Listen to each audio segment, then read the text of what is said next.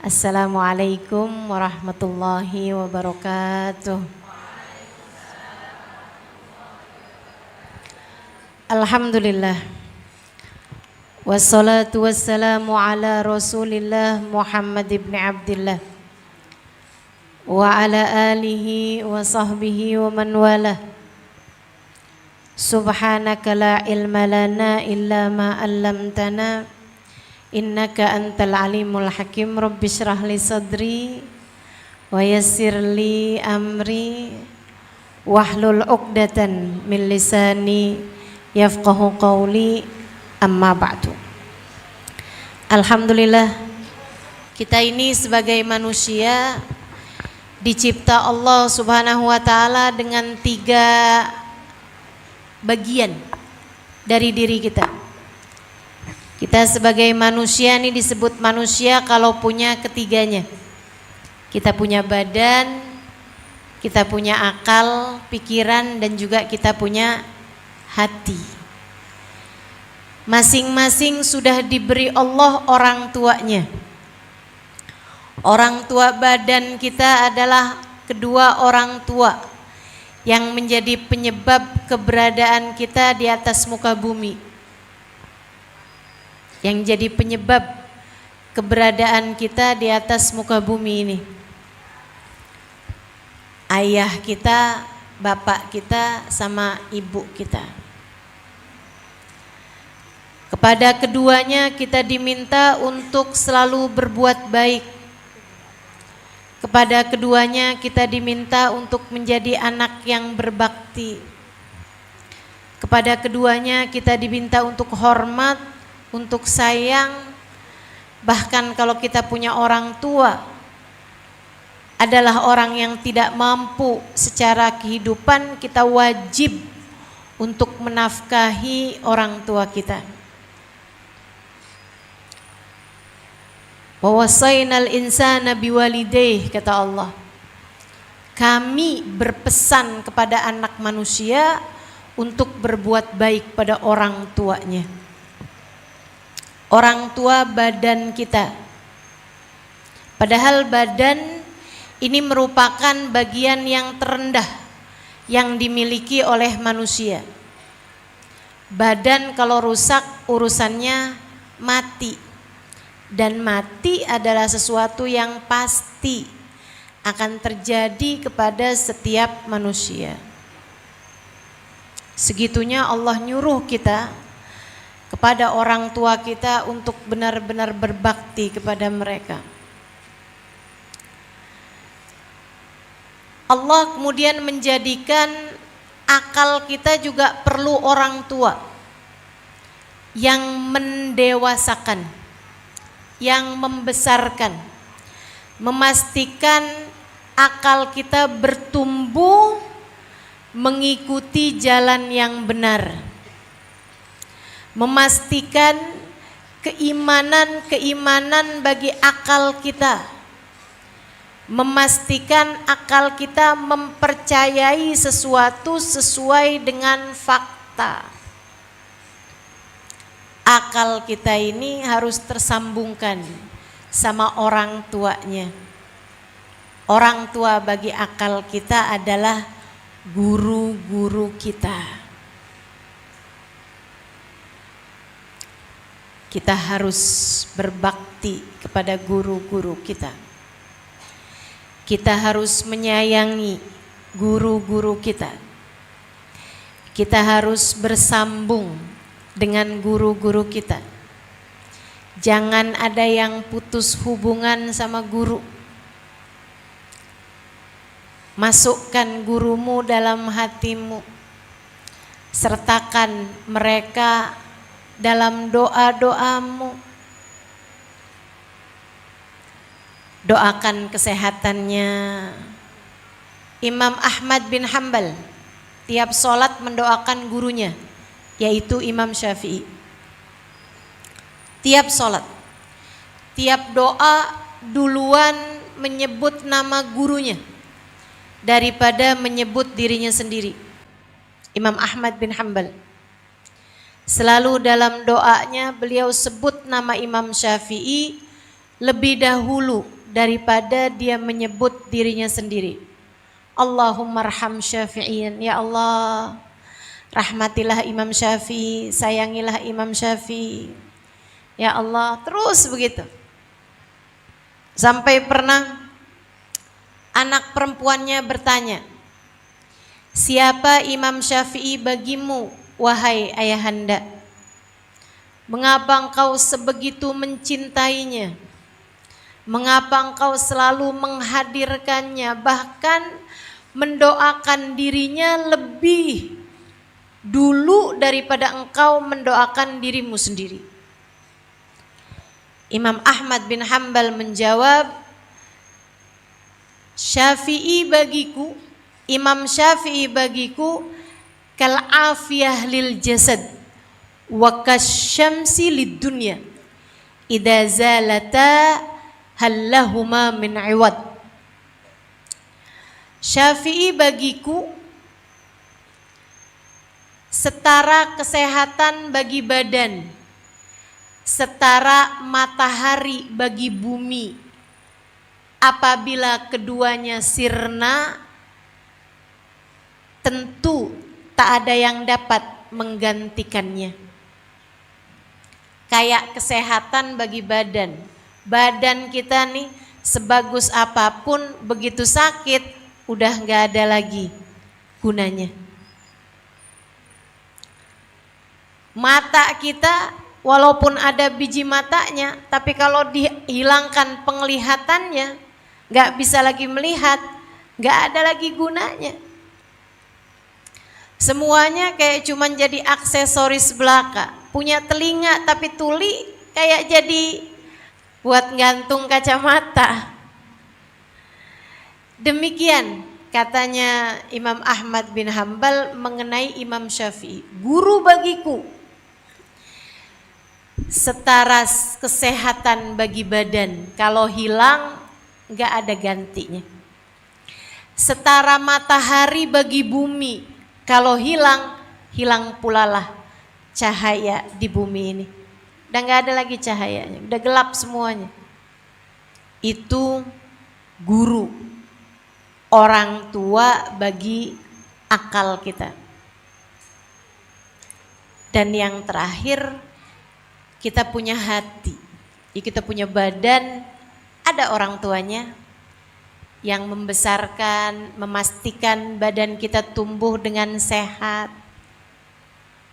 Kita harus bakti sama mereka.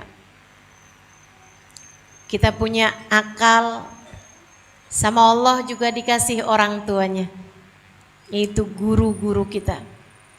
Memastikan akal kita bertumbuh dengan benar, mendewasa sebagaimana seharusnya, mendidik akal kita untuk percaya kepada yang nyata dan menghilangkan kepercayaan-kepercayaan kita kepada yang tidak nyata. Bikin lurus cara berpikir kita. Dan yang terakhir, kita punya hati. Ketiganya harus menghadap Allah Subhanahu wa ta'ala. Badan kita biar bisa taat, dikasih orang tuanya. Akal kita biar bisa beriman, dikasih orang tuanya. Hati kita agar bisa sesuai dengan apa yang Allah inginkan, Allah juga kasih kepada hati kita orang tuanya. Siapa orang tua bagi hati kita? Tak lain, tak bukan baginda kita Nabi besar Muhammad sallallahu alaihi wasallam. Allah bahkan menyebutkan istri-istri Nabi, wa azwajuhu ummahatuhum. Istri-istri Nabi adalah ibu bagi orang yang beriman. Istri Nabi adalah ibu bagi hatimu. Maka ayah bagi hati kita adalah baginda kita Nabi besar Muhammad sallallahu alaihi wa ala alihi wa sahbihi wasallam. Itu sebabnya dalam kitab Maulid Simtudurar, Habib Ali Habsyi ketika menuliskan di doa mengenai beberapa sifat baginda kita Nabi besar Muhammad sallallahu alaihi wasallam menyebutkan Al-Abil Akbar Al-Mahbubilak wal Mukhassasi bisyarafil afkhar fi kulli mautinin min mawatinil qurbi wa madhar. Nabi Muhammad Al-Abil Akbar, ayah yang terbesar, ayah kita, bapak kita, orang tua kita, orang tua bagi ruh kita, yang dapat mendidik, membesarkan, mendewasakan hati kita hingga ia siap untuk menjadi hati tempat Allah Subhanahu wa taala bertahta di dalamnya. Memantaskan hati untuk bisa menjadi tempat Allah Subhanahu wa taala yatajalla di sana, bertahta di sana. Baginda kita Nabi besar Muhammad. Karenanya Nabi Muhammad menyampaikan dalam salah satu hadisnya, ana kiblatu arwahikum, aku adalah kiblat bagi ruh kalian, bagi jiwa kalian, bagi hati kalian. Dalam hidup jangan pernah terputus dari semua orang-orang tuamu. Jangan putus hubungan dari bapak ibumu. Jadilah anak yang berbakti. Baik bapak ibunya badan, bapak ibunya akal dan pikiran, hingga bapak ibu bagi hati kita. Orang tua bagi badan kita. Itu aja kita disuruh bakti dengan sebakti-baktinya, teman-teman. Kita tahu ketika seseorang datang kepada Nabi Muhammad dan dia bertanya, ya Rasulullah, man ahaqqun nas an abirra bih, siapa orang yang paling pantas mendapatkan kebaikanku? Siapa orang yang paling pantas mendapatkan kebaikanku? Nabi Muhammad menjawab, ummuka, ibumu. Siapa lagi Rasul? Ummuka, ibumu. Siapa lagi Rasul? Ummuka, ibumu. Siapa lagi Rasul? Abuka, bapakmu. Dalam hadis yang lain, seseorang bertanya kepada Nabi Muhammad, ya Rasulullah, inni uridu an ujahid ma'ak fi sabilillah. Wahai Rasul, saya ingin sekali dapat berangkat bersamamu pergi ke medan peperangan. Akan tetapi saya punya ibu sedang sakit. Tak ada yang merawatnya selain saya sendiri, wahai Rasulullah. Karena beliau tak ada anak lain selain saya. Apa yang harus saya lakukan, wahai Rasulullah? Nabi menjawab, idzan fafiha fajahid. Idzan fafiha fajahid. Jika demikian maka terhadap ibumu berjuanglah. Terhadap ibumu berjuanglah.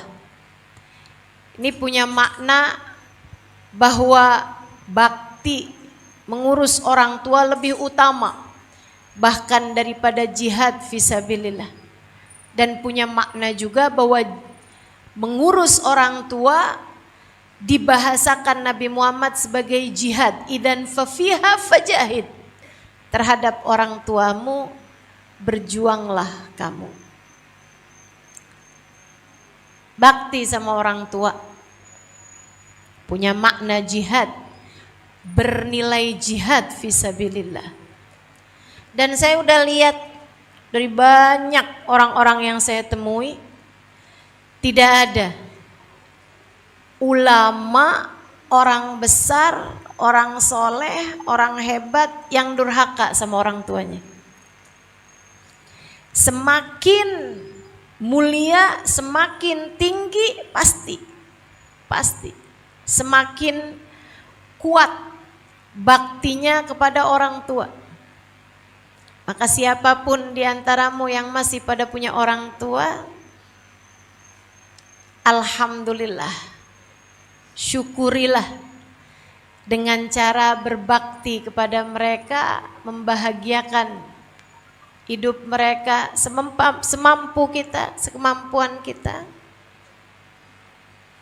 Kita doakan orang-orang tua kita yang masih ada, mudah-mudahan sehat, panjang umurnya, dalam taat pada Allah Subhanahu wa taala. Allah bahagiakan hatinya, Allah jaga kehidupannya, Allah mudahkan kehidupan mereka, Allah ampuni dosa-dosa mereka, Allah tutupi aib-aib mereka, Allah muliakan mereka di sisinya insyaallah. Amin ya Rabbal Alamin. Orang tua, saya ingat ada satu kali kami sedang berkumpul di aula di Darul Zahra dulu di Tarim. Ada acara yang kami lihat di televisi Habib Umar, televisi yang disambungkan dengan Darul Mustafa, live streaming semacam itu ya. Dari Darul Mustafa, Habib Umar sedang berjumpa dengan Presiden Yaman. Ada pertemuan dengan Presiden Yaman. Di tengah-tengah pertemuan, Habib sedang bersama dengan Presiden tersebut, sedang berbicara urusan-urusan penting kenegaraan. Kemudian beliau handphonenya sepertinya bergetar, beliau lihat. Tak lama kemudian beliau berpamitan. Beliau minta beberapa orang menggantikan sejenak, kemudian beliau berpamitan. Saya waktu itu mikir, siapa nih yang memanggil Habib sampai saat itu beliau sedang bersama dengan Presiden membahas urusan yang sangat penting, akan tetapi beliau tinggalkan, menyerahkan itu kepada yang lain, beliau meninggalkannya. Saya bisa menebak dan ternyata tebakan saya benar. Anak beliau bercerita beberapa waktu kemudian bahwa saat itu beliau dipanggil oleh ibundanya, Hubabah Zahra, yang memang tidak tahu Habib Umar sedang ada pertemuan dengan Presiden. Beliau telepon aja gitu. Anak kan ada kepentingan, ditelepon. Datang Habib Umar, bertanya kepada ibundanya, apa yang dapat Umar bantu? Ibunya bilang, Umar, saya mau sholat, tapi yang biasa nemenin saya sholat sedang berhalangan sholat, sedang datang bulan. Umar, saya nggak mau sholat sendirian. Lebek Umi, lebek. Umi sudah punya wudhu, sudah Umar. Umi mau sholat sunnah dulu, sudah Umar. Baik Umi, kita sholat sekarang. Habib Umar nggak perlu cerita, Umi saya kirain Umi mau minta tolong apa. Saya lagi ada pertemuan sama orang-orang penting membahas hal-hal penting gitu, nggak ada. Bagi Habib Umar ibundanya lebih daripada siapapun. Sebab Allah jadikan surga berada di bawah telapak kaki ibu. Sholat, habis selesai sholat masih tanya lagi, ada lagi Umi yang bisa Umar bantu? Gak ada nak. Kalau gitu Umar pamit Umi. Gitu. Itu orang hebat. Akan tetapi yang melihat orang tuanya sebagai, ngerti apa sih orang tua saya? Paham apa dia tentang urusan-urusan saya? Kenapa orang tua saya jadi beban bagi kehidupan saya? Saudariku sekalian yang saya muliakan, orang tuamu adalah seseorang yang Allah telah menjadikan surgamu juga ada di bawah telapak kaki mereka. Baktilah pada mereka. Saya kalau doain orang tua saya bilang, ya Allah, Kau meminta saya untuk membahagiakan orang tua saya. Maafkan saya ya Allah. Saya tak mampu melakukannya. Saya mohon pertolongan-Mu ya Allah, bahagiakanlah orang tua saya. Kita minta Allah membahagiakan hati orang tua kita insya Allah. Mudah-mudahan yang pada punya orang tua semuanya dijadikan anak-anak yang berbakti pada mereka. Dan yang orang tuanya telah berada dalam alam kubur kita doakan. Mudah-mudahan Allah membahagiakan mereka sebahagia-bahagianya. Amin. Akal kita perlu orang tua, adalah guru-guru kita. Dan sungguh teman-teman, saya nggak bisa bales kebaikan para guru-guru terhadap saya. Dari awal saya mondok pesantren di Darul Lughah wa Dakwah 5 tahun, belajar kepada Habib Hasan Baharun, bertemu dengan guru-guru yang Masya Allah, para ustadz yang Masya Allah. Kemudian sesudahnya ada belajar sebentar di At-Tauhidiyah Tegal pada guru-guru yang Masya Allah. Saya pun tak mampu membalas kebaikan mereka. Kemudian belajar di Al-Anwar Sarang Rembang dari guru-guru yang luar biasa, orang-orang yang tanpa lelah mengajar, memberitahu, mendewasakan akal pikiran kita, membuat kita berpikir dengan benar. Kemudian saya belajar di Daruz Zahra Tarim Hadramaut Yaman dengan Habib Umar bin Hafid, istri beliau Hubabah Nur, para guru-guru yang ada di sana. Kemudian juga sesudah selesai dari sana juga saya tidak berhenti berguru. Saya belajar dari Hubabah Maryam bintil Habib Muhammad bin Abdullah Al-Haddar di Madinah. Saat beliau datang ke Indonesia, saya mendampingi beliau dan suami beliau Habib Zain bin Ibrahim bin Smith. Mudah-mudahan Allah panjangkan umur beliau di Madinah sana ya. Saudaraku sekalian yang saya muliakan, kita nggak bisa balas jasanya guru-guru kita. bukan hanya membesarkan badan tapi membesarkan pikiran. Jadi ngerti harus ke arah mana jalan hidup kita ini mengarah. Hati kita semestinya cintanya kepada siapa? Siapa yang ngajarin kalau bukan guru-guru kita? Benar jika ada yang mengatakan laulal murabbi ma'araftu rabbi. Andai tidak karena guru saya tak akan kenal Tuhan saya. Andai tidak karena guru-guru kita tidak akan punya sambungan kepada Allah.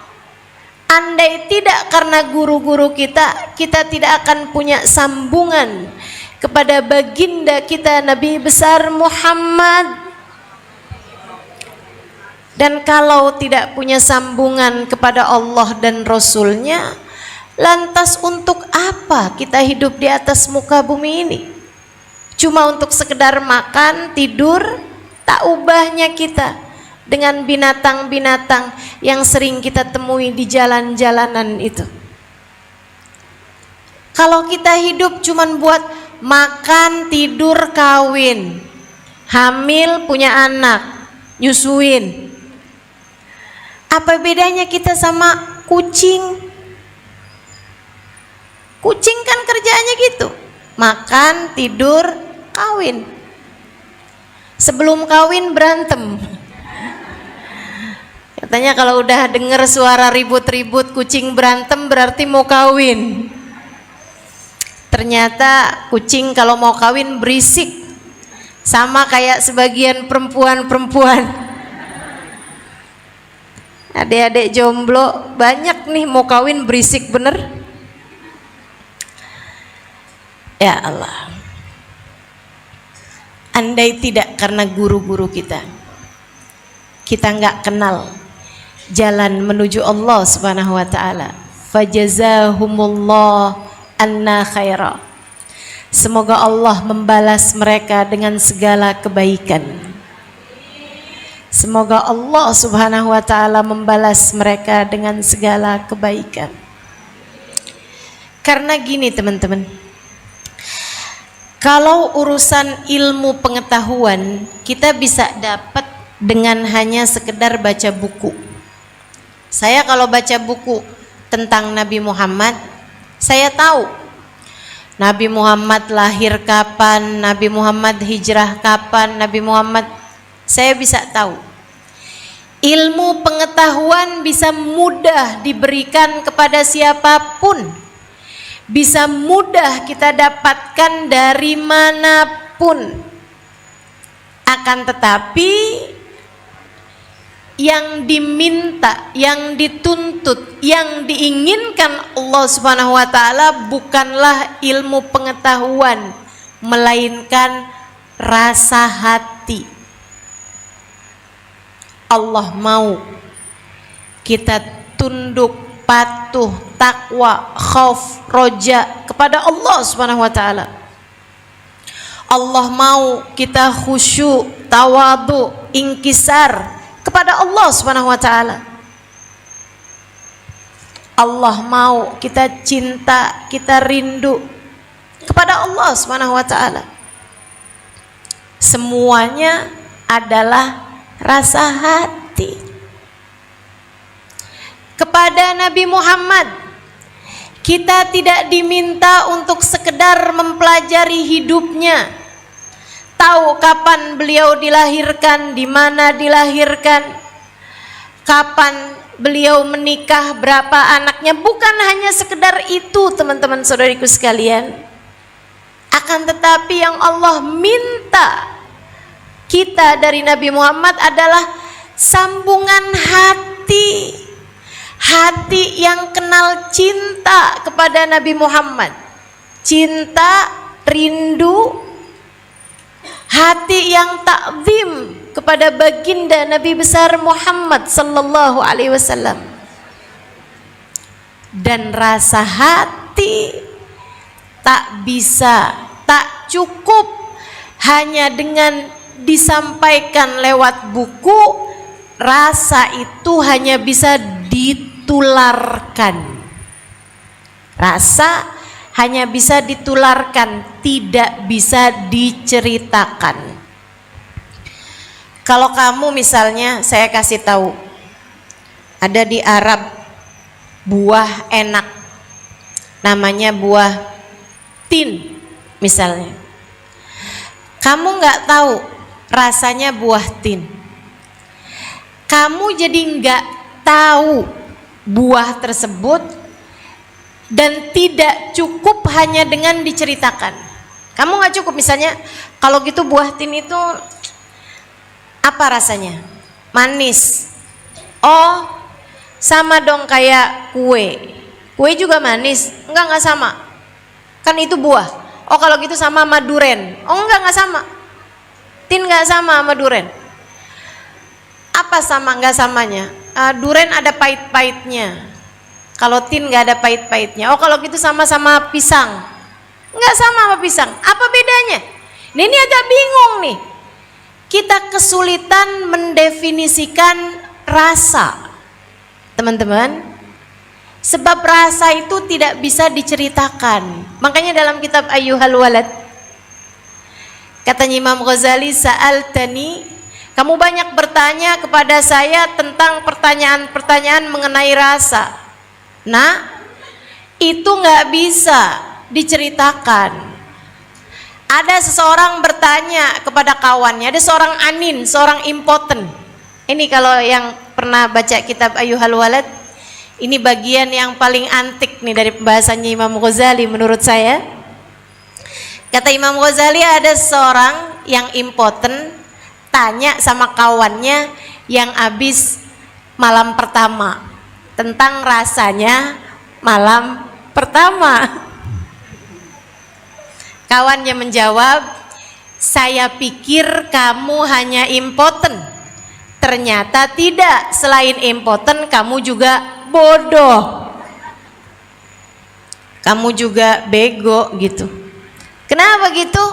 Karena rasa tidak bisa diceritakan. Rasa hanya bisa dirasakan. Dzuk, ta'rif, cobain, rasain, cicipin, kamu jadi tahu rasanya. Karenanya kita perlu guru untuk menularkan rasa kepada kita. Itu sebabnya Allah menyampaikan tentang Allah ketika menceritakan tentang para ulama, Allah menceritakan tentang rasa hati mereka.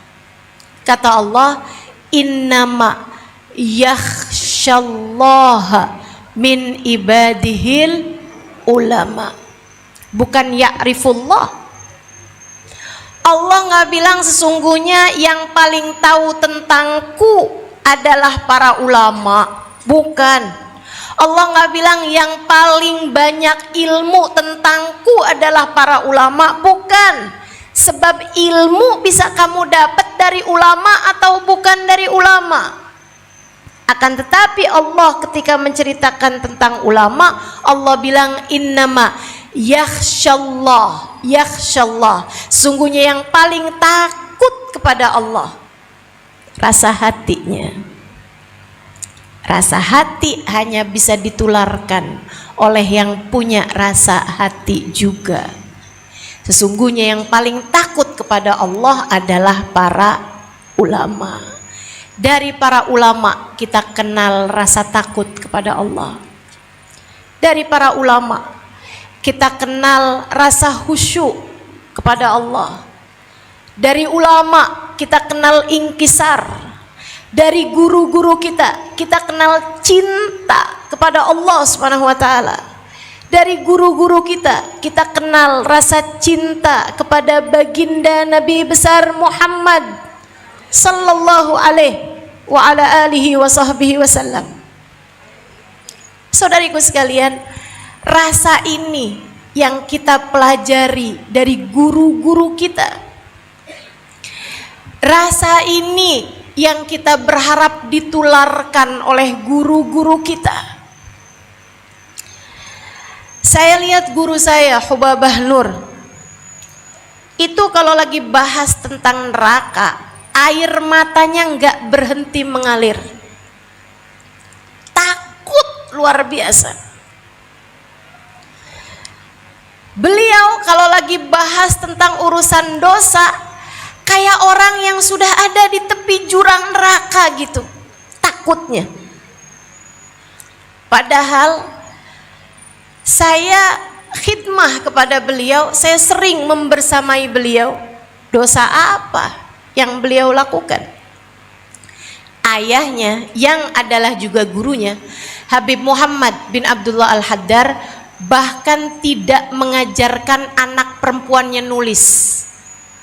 Mereka mengajarkan anak perempuannya membaca, tapi menulis tidak, sampai nikah.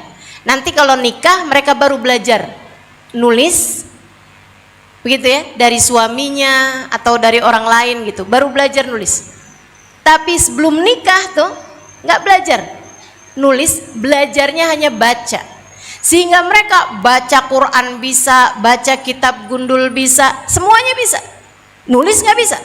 Kenapa? Takut surat-suratan sama laki-laki yang bukan mahram. Takut surat-suratan sama laki-laki yang bukan mahram. Saudaraku sekalian yang saya muliakan, jadi dosa apa yang mereka kerjakan? Enggak keluar rumah juga. Yang membuat mereka bisa saling kenal laki perempuan enggak ada. Terjaga kehidupannya, aman dari segala dosa. Tapi kalau lagi cerita tentang azab kubur, lagi cerita tentang tercabutnya iman, nangisnya kayak orang yang udah nyampe di tepi jurang neraka gitu. Dari mereka kita ngerti rasa, dari mereka kita faham hati kita harus bagaimana. Saya kenal para guru-guru, para ulama-ulama yang di saat mereka menyebutkan nama Nabi Muhammad, kisah Nabi Muhammad, air mata mereka berderayan, rindu, cinta kepada Sayyiduna Muhammad sallallahu alaihi wasallam. Dari mereka kita kenal rasa, dari mereka kita ngerti akal pikiran kita harus kemana mengarahnya. Maka kita tidak bisa balas kebaikan dari guru-guru kita selain kita doakan semoga Allah Subhanahu wa taala membalas mereka dengan segala kebaikan-kebaikan. Masya Allah, cinta sama guru modal kebahagiaan kehidupan kita, teman-teman. Saya ngerasa diri saya nggak pinter, saya juga ilmu nggak banyak. Kalau teman-teman denger tuh saya ngisi kajian kemana-mana, betul, iya, saya jalan kemana-mana. Belum lama ke Jepang, belum lama kapan waktu itu ke Australia, kapan lagi kemana-mana lah. Saya nggak pinter, saya juga bukan perempuan cerdas, saya bahkan nggak hafal Quran. Saya pernah sempat menghafalkan Al-Quran di awal-awal saya tinggal di Daruz Zahra. Ketika belum banyak kesibukan, saya sempat hafalkan Quran dan saya setor kepada seorang ustadzah yang pernah ngambil sanad Quran di Jeddah, Saudi Arabia. Saya setorkan Quran saya kepada beliau sampai dapat sekitar 7 juz. Ketika kemudian saya dipanggil oleh guru saya Hubabah Nur, binti Habib Muhammad bin Abdullah Al-Haddar, istri dari Habib Umar bin Hafid. Beliau meminta saya untuk mengajar fikih. mengajar fikih. Yang memang ilmunya fikih itu banyak saya dapat di sarang. Jadi ilmu di sarang saya bawa ke Tarim. Itu ada sebabnya juga tuh, ada ceritanya. Kenapa saya disuruh ngajar? Ada satu ustadzah di sana yang ngajar di Daruz Zahra. Ngajar tentang wudu, bab wudu waktu itu. Beliau menerangkan tentang wajibnya atau rukunnya tertib di dalam wudu. Kita tahu salah satu rukunnya wudu adalah tertib. Beliau menyampaikan yang dimaksudkan dengan tertib an la yuqaddim udwan min udwin, tidak mendahulukan satu anggota tubuh dari anggota tubuh yang lain. Terus beliau ceritakan bahwa orang kalau mandi hujan itu dengan basah nggak cukup sebagai wudu, harus satu-satu gitu. Kemudian beliau juga menceritakan kalau orang berenang, itu juga nggak cukup gitu. Nggak cukup hanya dengan niat kemudian berenang berarti dia udah selesai wudhu gitu, walaupun seluruh anggota tubuhnya basah. Dan itu bertentangan sama yang sudah saya baca di dalam kitab-kitab kita, di Anatut Thalibin, di Igna, di Baijuri, di Bujairomi. Nggak gitu ceritanya. Ceritanya itu gimana istilah pasalnya itu ya, kalau nggak salah tuh gini, wat tartib yahsul walau bidaqiqah gitu kalau nggak salah. Tartib itu bisa dapat walaupun dengan hanya sepersekian detik. Jadi kalau ada orang anggota tubuhnya basah semua dan dia niat wudhu, yaitu dengan inrimas itu ya, inrimas itu menyelam gitu. Itu begitu dia menyelam dan dia niat wudhu ketika air menyentuh wajahnya, maka begitu dia keluar dari air sudah hasil wudhunya gitu. Jadi saya yang dengar keterangan, oh ini salah nih gitu, nggak seperti yang saya dapat seenggaknya gitu. Saya pulang saya tulisin pasal menerangkan tentang inrimas dari Anatut Thalibin, dari kitab Igna gitu, dari kitab Baijuri gitu, dari kitab Bujairum, itu saya tuliskan tuh. Saya tulisin semuanya sampai jadi berapa lembar gitu. Pasal tentang inrimas, tentang kecukupan tertib dengan inrimas. Saya masukkan ke dalam amplop. Habis itu saya kasihkan kepada Ustazah Zainab Al-Khatib yang kemarin mengajar. Dan itu sekitar 1 tahun dari saya tinggal di Tarim. Awal-awal tinggal 6 bulan itu saya benar-benar nggak ngerti bahasanya. Saya sampai mikir gitu. Saya dulu sekolah mondok di Darul Lughah wa Dakwah, rumah bahasa. Saya belajar bahasa Arab 5 tahun. Di sarang saya belajar nahu. Nahu itu kan tata bahasa Arab gitu. Tapi kenapa waktu saya tinggal di Arab malah saya nggak ngerti bahasa Arab? Sebenarnya yang kemarin saya pelajari itu bahasa apa? Kok saya malah nggak ngerti sama sekali orang ngomong bahasa Arab? Masya Allah. Orang Tarim bahasa Arabnya antik ya. Jimnya jadi ya gitu. Rijal jadi rial. Syajaroh jadi sayaroh. Jadi bingung kalau dengar orang Tarim ngomong. Nah, itu sekitar 1 tahun saya udah mulain bisa bahasa Arab dan juga mulai ngerti orang Tarim ketika ngomong. Saya tulisin semuanya tuh, saya kasih kepada Ustazah Zainab Al-Khatib. Saya bilang, "Adi Ustazah." Beliau buka, kemudian beliau baca gitu. Saya tinggal, saya memang hanya mau serahkan gitu. Besoknya saya dipanggil sama Hubabah Nur. Waktu dipanggil tuh pikiran saya berantakan. Saya pikir ya ampun, yang ngomong juga Ustazah Zainab. Dia bilang, "Halimah, Hubabah Nur nadatki, Baba Nur manggil kamu gitu. Saya bilang, Baba Nur kenapa nih gitu. Saya datang ke rumah beliau dengan pikiran yang berantakan. Saya takut aja, mungkin gara-gara saya tegur Ustazah Zainab kemarin gitu. Karena mungkin saya kurang ajar, mungkin saya punya salah apa nih sama Hubabah. Ya Allah, udah luar biasa. Hubabah ketemuin saya terus bilang begini, Halimah, saya memang yakin Allah tidak akan pernah membiarkan saya sendirian dalam dakwah. Saya masih belum ngerti tuh. Kemarin ada Ustazah Figi yang pulang kembali ke Sewun karena mau menikah.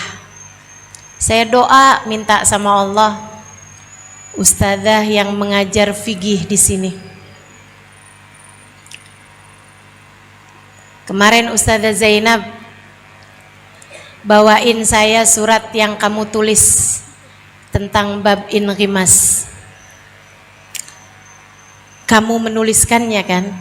Saya bilang, iya Hubabah. Kamu ngerti apa yang kamu tulisin? Iya. Hubabah kemudian bilang, barakallahu fiik, semoga Allah berkahin kamu. Kami minta tolong sama kamu buat mulai mengajar fikih mulai hari ini. Ya udah, saya mulai malam itu nggak punya banyak waktu buat ngafal Quran. Akhirnya Quran saya mandek. Bahkan yang 7 juz yang udah saya dapat itu juga jadi hilang.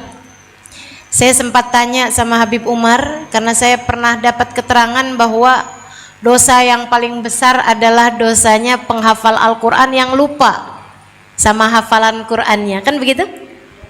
Saya takut itu, saya tanya kepada Habib Umar, kemudian Habib Umar bilang itu dosa seperti itu kalau dia lupa Al-Qur'annya karena sebab-sebab duniawi.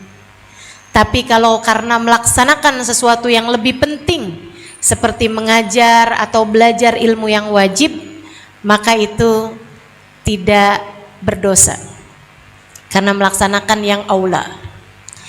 Saya pun mulai ngajar tuh sejak hari itu,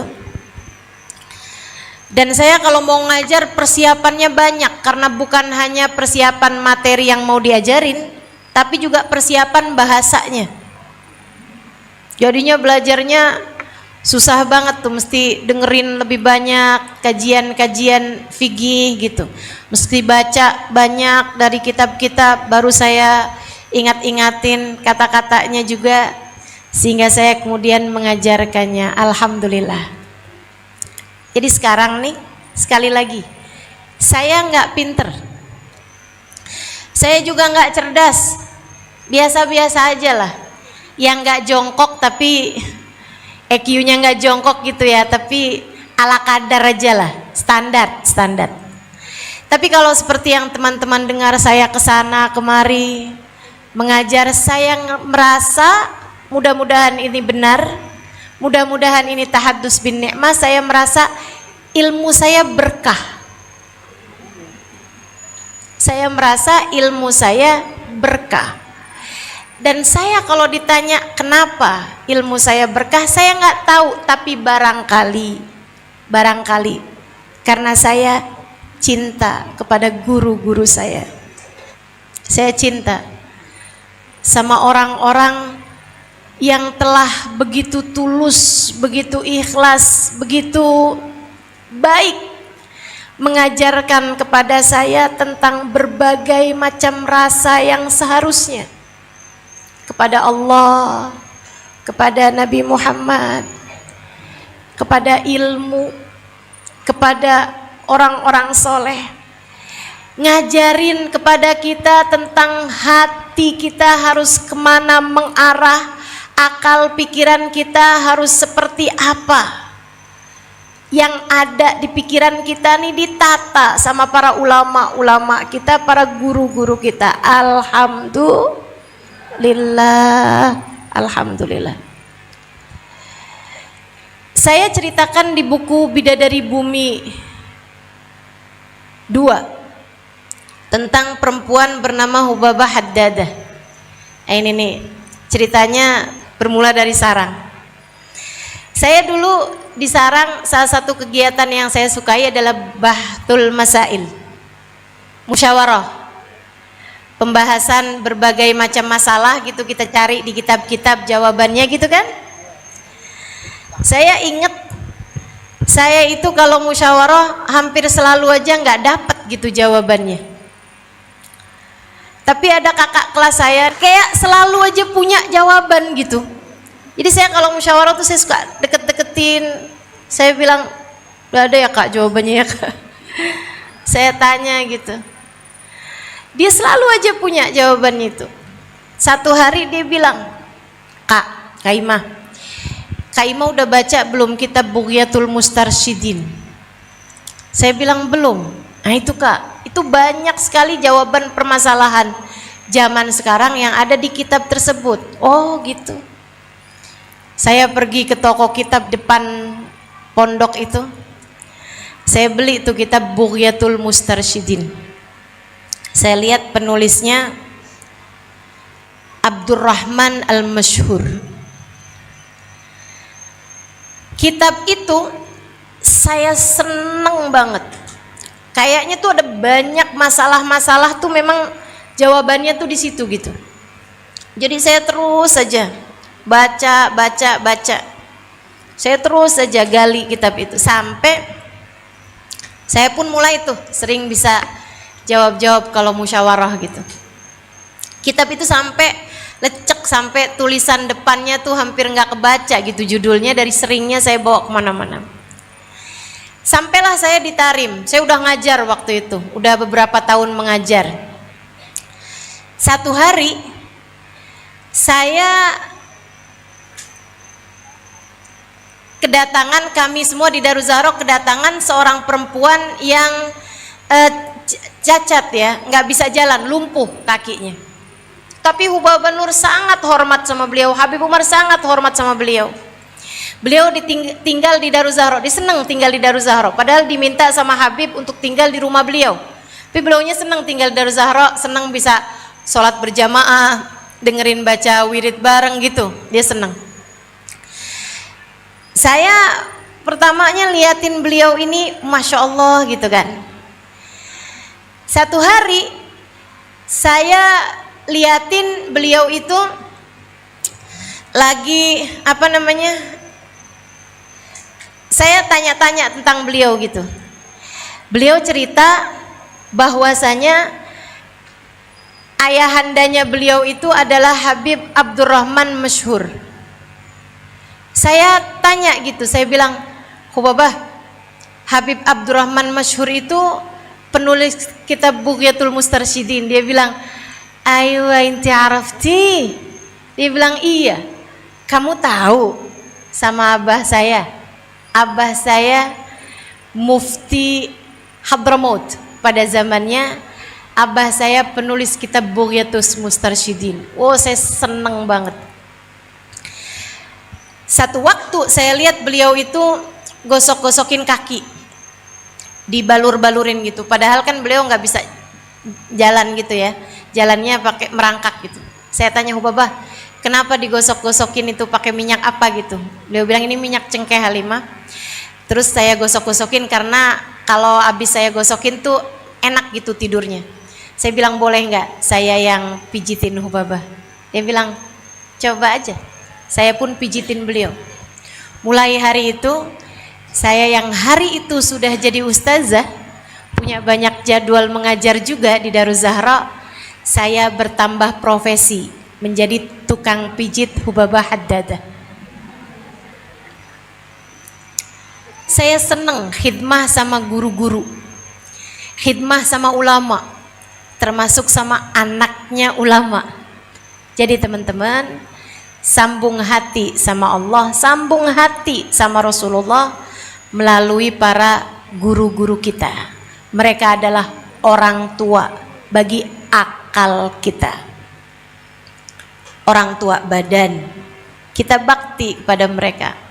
Orang tua akal, guru-guru kita hormat, kita takzim, kita cinta sama mereka, kita doakan terus guru-guru kita. Dan tentu saja yang terakhirnya orang tua hati kita, baginda kita Nabi besar Muhammad sallallahu alaihi wasallam. Kalau kamu pengen tahu hatimu sudah benar atau belum, tanyakan pada hatimu, sudahkah ia tersambungkan dengan baginda Nabi besar Muhammad sallallahu alaihi wasallam. Kamu kepengen Allah bertahta dalam hatimu, kamu mau tahu adakah Allah telah memandangmu dengan pandangan kasih sayangnya? Adakah kamu telah dipandang Allah dengan pandangan cintanya? Kamu hanya perlu melihat, sudahkah hatimu mengarah kepada kiblatnya, kiblat hati orang tua jiwa baginda kita Nabi besar Muhammad? Sudahkah hatimu memiliki cinta padanya? Dek, Kak, Mbak, Nak, di sisa hidup kita nih, nggak bakalan nyesel kalau kita kejar cintanya Nabi Muhammad. Nggak bakalan jadi penyesalan kalau hati kita kenal rindu, kenal cinta sama baginda Nabi besar Muhammad. Justru sebaliknya, kalau sepanjang hidupmu di dunia kamu tidak pernah kenal rasa cinta kepada Nabi Muhammad, jangan salahkan siapa-siapa. Meskipun kamu kenal dan dikenal oleh banyak orang sekalipun, meskipun kamu kenal dan dikenal oleh orang-orang hebat seperti apapun, kamu hanya akan menyesal ketika datang di akhirat nanti. Allah bahkan cerita itu dalam Al-Quran. A'udzubillahi minasyaitonirrajim. Yauma ya'addu dhalimu ala yadayhi yaqulu ya laitani ittakhadtu ma'ar rasuli sabila. Yauma ya'addu dhalimu ala yadayhi. Ada hari di mana orang-orang menggigiti tangan-tangan mereka karena menyesal. Bahkan Allah nggak bilang satu jari, tapi tangan. Bukan hanya menyebut satu tangan, tapi yadeh, dua tangannya dia gigiti sepanjang mahsyar. Habib Umar bin Hafid menceritakan sampai sesiku, digerigiti jarinya sampai sesiku, dibalikin lagi sama Allah, digigitin lagi jarinya, berdarah-darah habis sampai satu siku. Karena besarnya penyesalan mereka. Orang-orang yang paling menyesal di akhirat, inilah dia orangnya. Siapa? Yang sewaktu hidup di dunia nggak pernah punya rumah? Bukan. Yang waktu hidup di dunia bahkan nggak pernah menikah? Bukan. Yang waktu hidup di dunia nggak punya anak? Bukan. Bahkan bukan yang kurang ibadahnya, teman-teman. Bukan. Yang paling menyesal di akhirat nanti, yaqul, dia akan berkata, ya laitani takhadtu ma'ar rasuli sabila. Andai waktu di dunia aku menyambungkan diri dengan Nabi Muhammad. Di akhirat nanti semua orang tahu derajat Nabi Muhammad. Di akhirat nanti semua orang mengerti pangkat Nabi Muhammad. Al-kull yatamanna an yashum turabah. Kata Habib Umar bin Hafid, di akhirat nanti orang berharap andai bisa mencium tanah yang telah diinjak oleh telapak kaki Nabi Muhammad. Tapi di akhirat penyesalan hanya tinggal penyesalan. Maka mumpung belum datang waktunya, selagi kita belum nyampe ke padang mahsyar, selagi kita belum nyampe ke akhirat, alhamdulillah kita masih dikasih kesempatan untuk bisa mendekati Nabi Muhammad, menyambungkan diri dengan Nabi Muhammad. Saya sering sampaikan di mana-mana tempat, jangan berani mati kalau tidak bawa cinta kepada Nabi. Siapa yang selamatin kita? Kita kepengen jadi orang yang ada dalam rombongan Nabi Muhammad. Syaratnya cinta. Syaratnya cinta. Mari belajar biar hati kita kenal cinta sama Nabi Muhammad.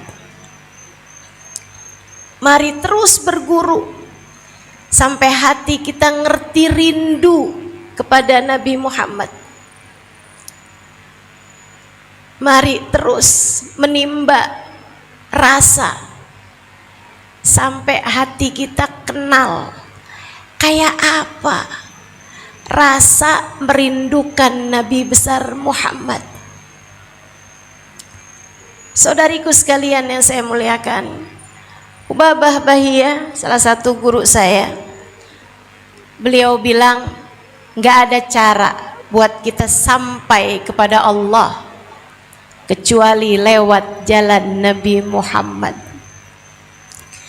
Terus-teruslah memanggil-manggil dia Halimah, terus-teruslah panggil-panggil beliau baginda Nabi Muhammad. Nanti kalau Nabi terus-terusan dipanggil, Nabinya akan noleh juga. Nabinya akan jawab juga panggilanmu.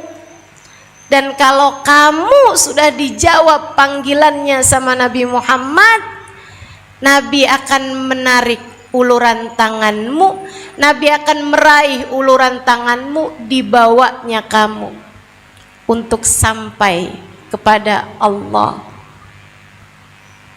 Itu satu-satunya cara. Saya tanya sama Hubabah Bahia, saya bilang gimana cara saya panggil Nabi Muhammad? Banyakin sholawat kah? Pelajari sejarahnya kah? Atau saya mengajar tentang Nabi Muhammad kah? Bukan. Karena ini masalahnya bukan sekedar anggota tubuh. Ia adalah tentang hati. Maka hati harus didekati dengan amalannya hati. Hubabah Bahia bilang cara memanggil Nabi Muhammad adalah dengan hatimu. Cintai Nabi Muhammad sebisamu mencintai seseorang. Rindui Nabi Muhammad sebisamu merindukan seseorang. Kalau kamu pernah rindu sama seseorang sampai mengalir air matamu, tiap disebut namanya tak mampu hatimu menahan rindu, jadikanlah orang itu adalah Nabimu Muhammad. Sebab setiap tetesan air mata merindukannya adalah pertanda bahwa Nabi Muhammad telah melayangkan pandangannya kepadamu. Setiap kali hatimu merindukannya, itu adalah pertanda bahwa Nabi Muhammad pun telah merindukanmu, telah memandangmu dengan pandangan kasih sayangnya. Dan itu adalah modal kita buat selamat hidup dunia hingga sampai di akhirat nanti. Yuk belajar lagi, belajar terus. Mari terus berguru dari para ulama-ulama kita, dari para guru-guru kita, agar hati kita bisa tetap tersambungkan kepada Allah, agar hati kita bisa selalu tersambungkan dengan baginda Nabi besar Muhammad sallallahu alaihi wa ala alihi wa sahbihi wasallam. Rabbana zalamna anfusana wa illam taghfir lana wa tarhamna lanakunanna minal khasirin.